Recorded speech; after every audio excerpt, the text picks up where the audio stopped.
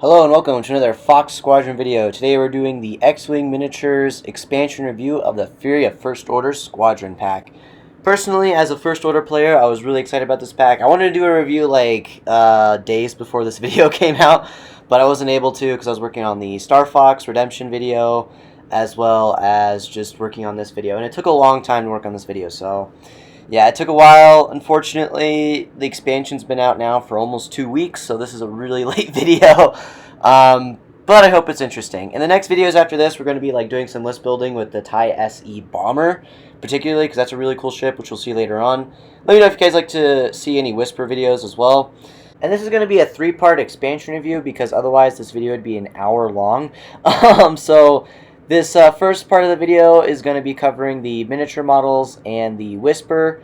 The next video will cover the SE Bomber pilots and the SE Bomber stats, of course. And the video after that's going to cover all the expansions. There is a playlist on my channel that has all 3 videos together. So if you just want to watch them all in the same time frame, go ahead and do that. But I'm only separating all these videos because otherwise it would be an hour-long video, and I don't want anyone having to watch that for an hour. So if you want to watch it for an hour, though, go get the playlist on my YouTube channel. And yeah, without further ado, let's get right into it. So first thing about these miniatures is that they look really good. The Whisper model is pretty much a Special Forces TIE fighter with TIE VN silencer wings.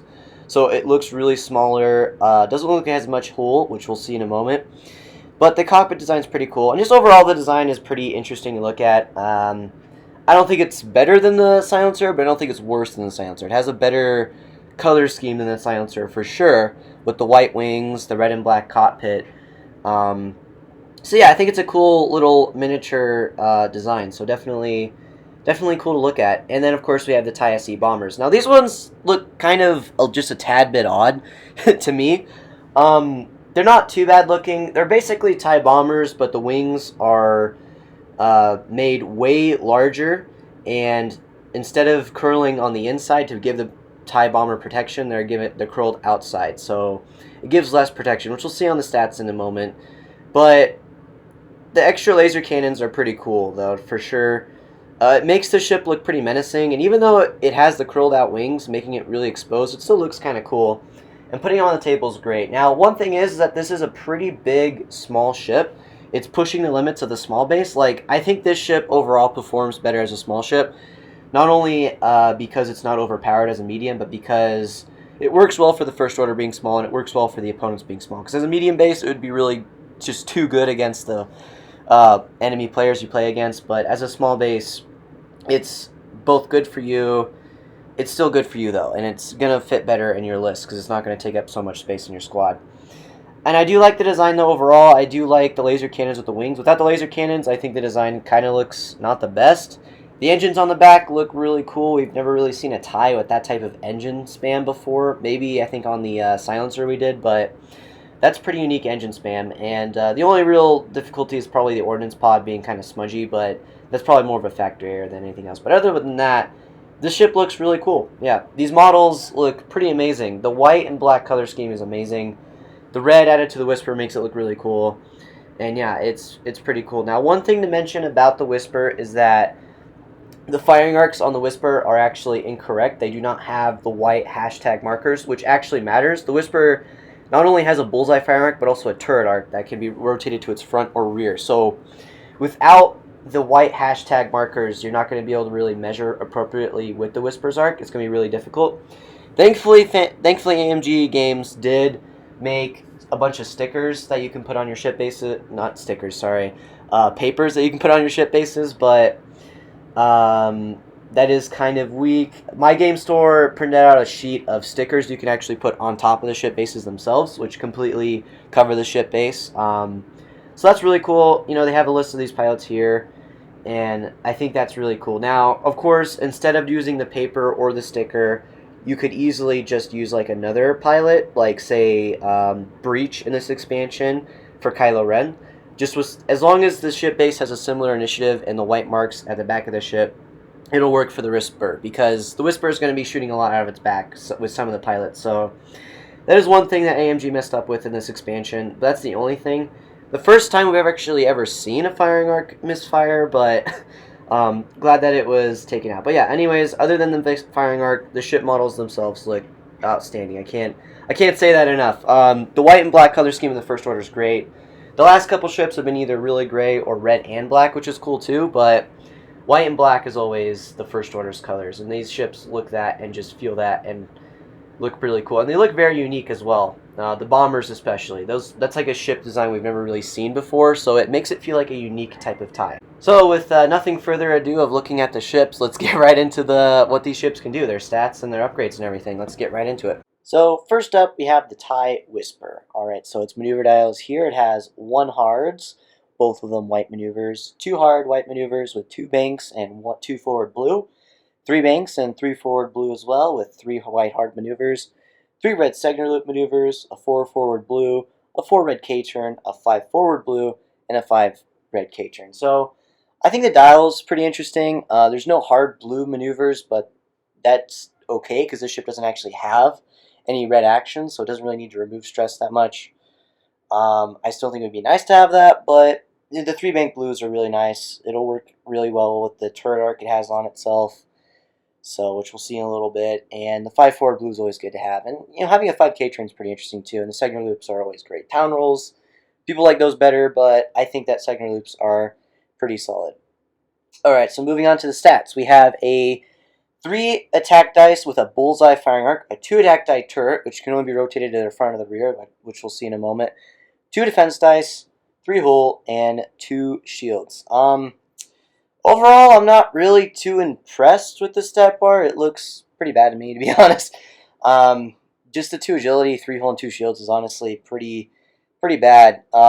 That's like 1 shield less than the Special Forces TIE Fighter, and 1 hull less than the X-Wing. And both those ships, although they're good, just don't really have enough survivability, in my opinion. Like, it's like taking away a shield. It's just not the best. Like, it adds a bullseye firing arc of 3 attack dice, but taking away that shield, though, just really, I don't know, it kind of reduces the ship's ability, in my opinion. It's just kind of not the best.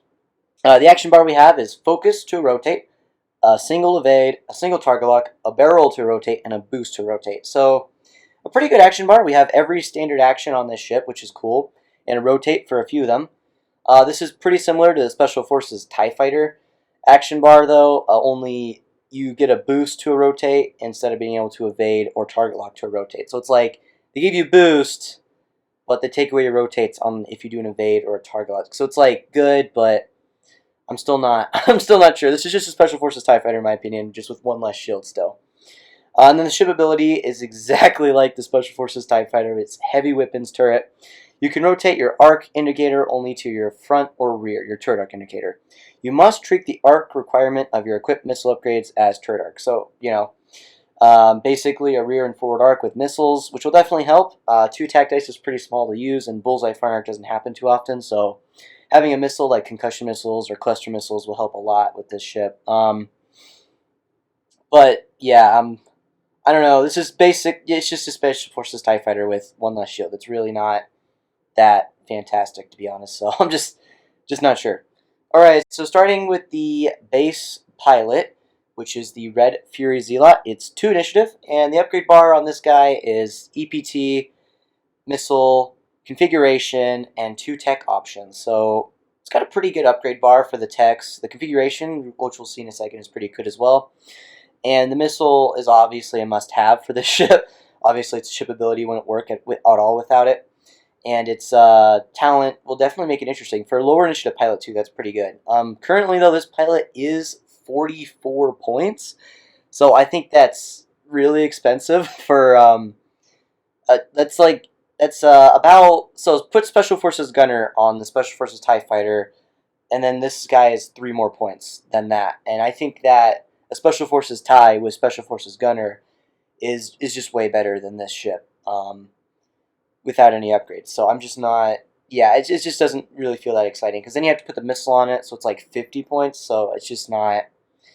Yeah, I'm not sure, honestly, if we'll ever see play. I think when the ship gets decreased down to, like, this pilot particularly gets decreased down to, like, 36, 38 points, we will see play. But at the moment, you can only put 4 of them on the table, so I'm just not sure, honestly. Next up, we have the 709th Legion Ace. So, pretty cool. I do like this pilot for one reason, just because of the 709th Legion. It's always cool to learn about new legions in Star Wars, like the 501st, 212th, 327th. 7th Fleet. So having a new Legion added is great. And this Legion works with Kylo Ren. We didn't see any of these aces using these whispers in the movie, but it's kind of cool to see that they did have that. But anyways, 4 initiative, a vast improvement initiative-wise to the 2 initiative Red Fury Zealot. And the upgrade bar on this guy is obviously improved. We have the configuration, the 2 tech slots, the missile, but we now have 2 EPTs rather than just 1. So I think it's interesting. The double EPT could potentially save the ship, but there's not that many great talents out there. Obviously, Predator and Crackshot are an easy combination with the Bullseye Firing Arc to maximize that. Or Marksmanship and Deadeye Shot if you're interested in like doing a bunch of critical exposure of damage cards. But yeah, just overall, it's an improvement. The double talents are great. The 4 initiative is also pretty cool. But just overall, I think the ship will still basically struggle. And the 709th Legion Ace, by the way, is currently 47 points, so a 3 points increase.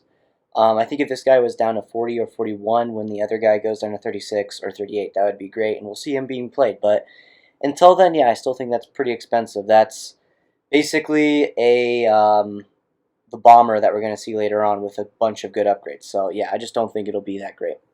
Alright, so the next pilots in this list are pretty good when you consider the Whisper's configuration card, which I'm going to just show now because I don't want to show it after I show all the pilots, because all the pilots are going to look really bad if I don't show that first. And it'll make the 2 non-unique pilots look good now, so that's kind of a bonus. And that configuration upgrade, well, configuration and tech upgrade, is Enhanced Jamming Suit. Specifically for the TIE Whisper only, of course, and it adds Focus to Jam, Barrel Roll to Jam, Boost to Jam, and then just simply Jam to your action bar. So you got a lot of really cool jamming. I think it'll add jamming to the game for sure.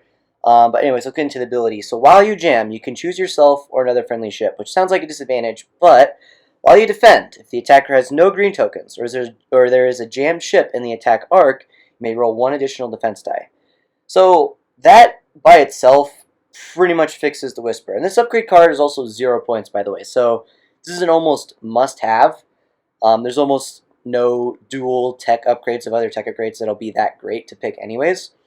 So this upgrade will be absolutely fantastic. I mean, you could do Prime Thrusters and Pattern Analyzer, do a 3 red Segner's Loop with Pattern Analyzer, do a barrel roll, and then technically Pattern Analyzer only grants you an action, so you can still use your action step. It's just that the stress token blocks it. So with Prime Thrusters, you would be able to then do a boost. So Prime Thrusters, Pattern Analyzer combo might be really good on these guys, but I do think that the Enhanced Jamming Shoot is good in any other scenario, mainly because you can jam yourself or friendly ship and then have an extra defense die, which is decent. It gives this ship an extra defense die, which is great, but without mod, that can really be bad. 2 defense dice in X-Wing 2.0 is kind of the same as 3 defense dice, to be honest.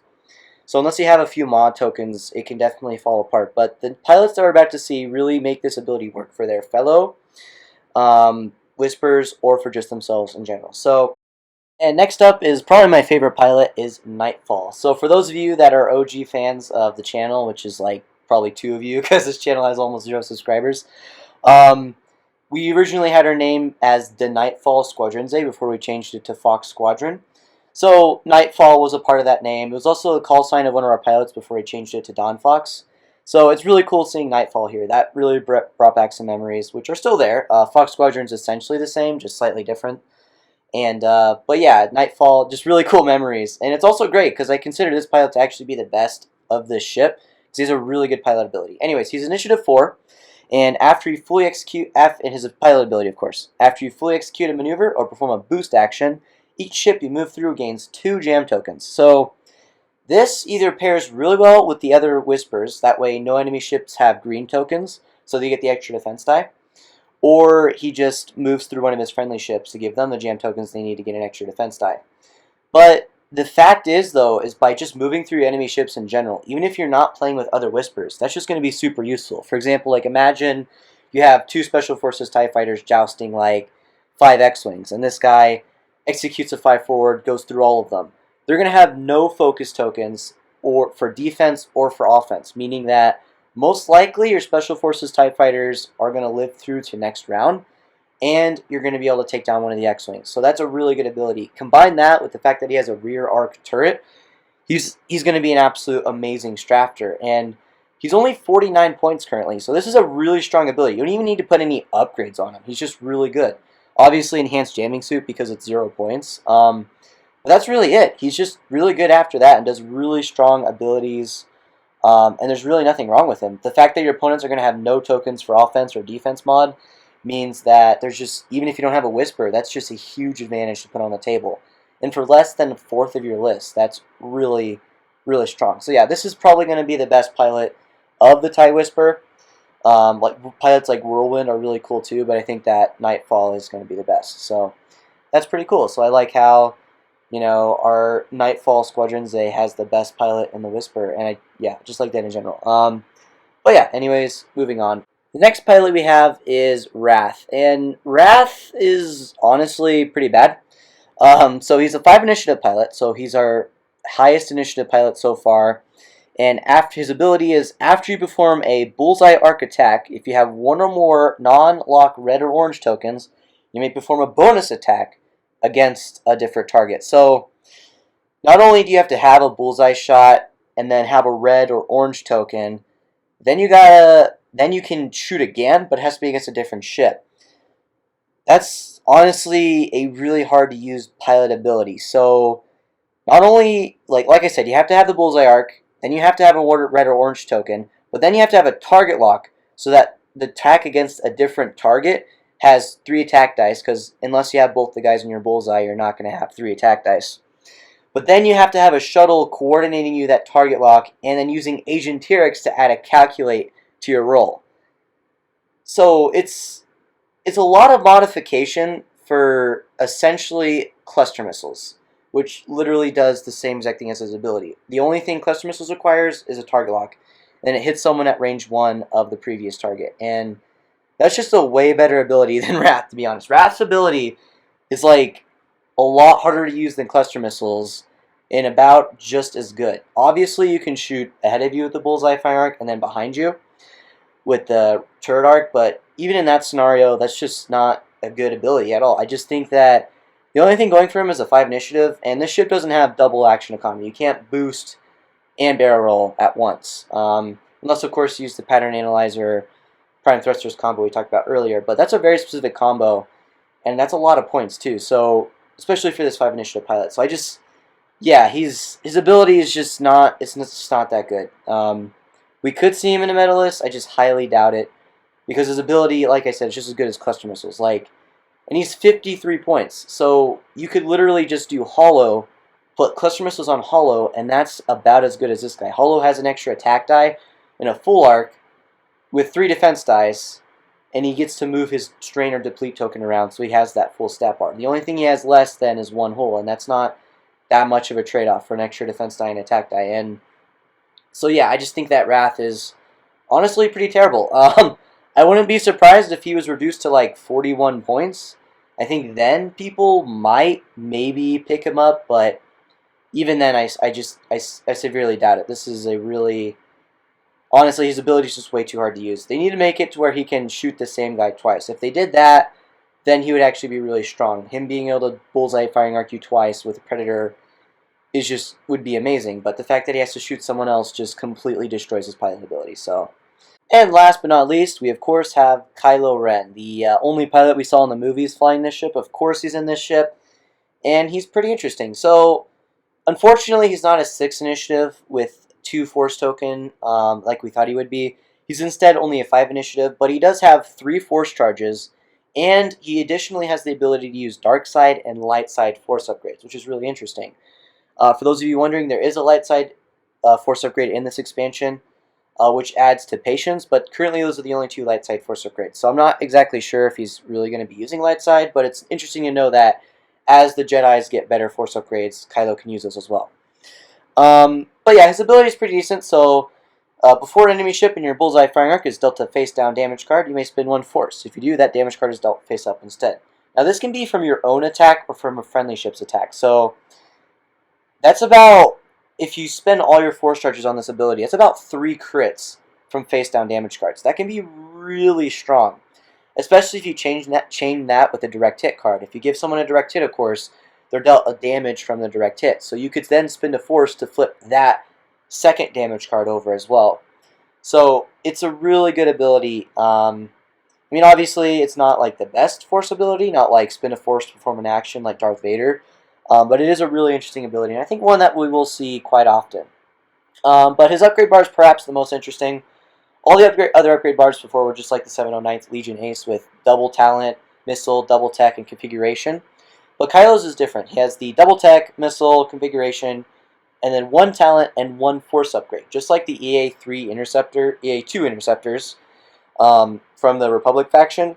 He has that force and that talent, which I think is going to be really interesting. There's another upgrade in this expansion that really does that well, but I think one really strong combination that people haven't thought of yet is going to be the let's see, what's the force upgrade called? It's heightened perception. So it makes you engage at initiative 7 instead of your current initiative value. You spend a force at the start of the engagement phase.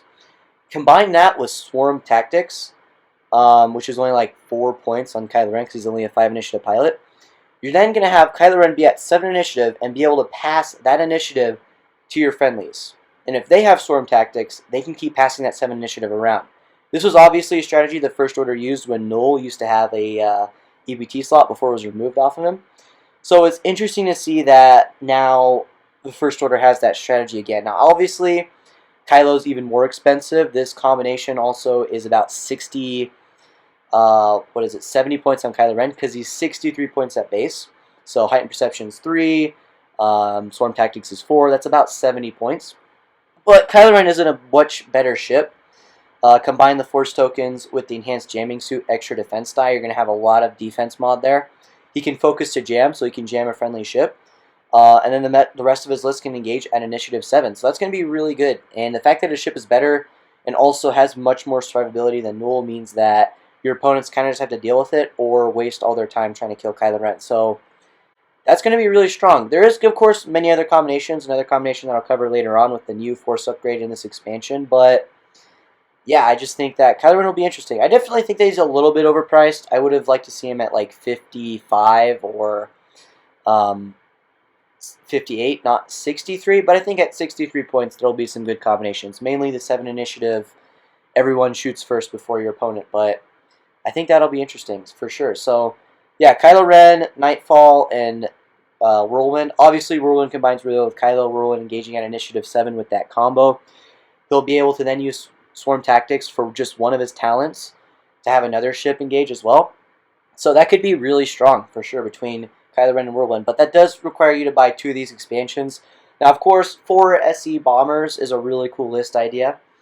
So it's not a bad thing to buy 2 of these expansions, but it is kind of required if you want to fly Whirlwind and Kylo together. Now, of course, you could fly Kylo or Whirlwind separately with another pilot, but yeah, I definitely think that Kylo Ren will be super interesting to see these combinations. So yeah, really interesting, and also interesting to see what the light side upgrades bring to the future of the table. We obviously know that the dark side has quite a few upgrades already that are pretty good, but yeah, we'll see. One thing to mention in the update of this video is that Kylo Ren no longer can equip light side upgrades, it looks like. So he's missing out on the new force upgrade in this expansion, which I haven't revealed yet, as well as the patience upgrade, which isn't a big deal, to be honest. Yeah, I don't think he'll suffer really from losing patience or the upgrade we're about to see, but yeah, I think it's something really good to know. And that is the TIE Whisper. A pretty semi-decent ship. I think Kylo, Whirlwind, and Nightfall will make it good, but yeah, we'll see. And in the next video, we're going to look at the TIE SE Bomber. See you then, and may the Force be with you.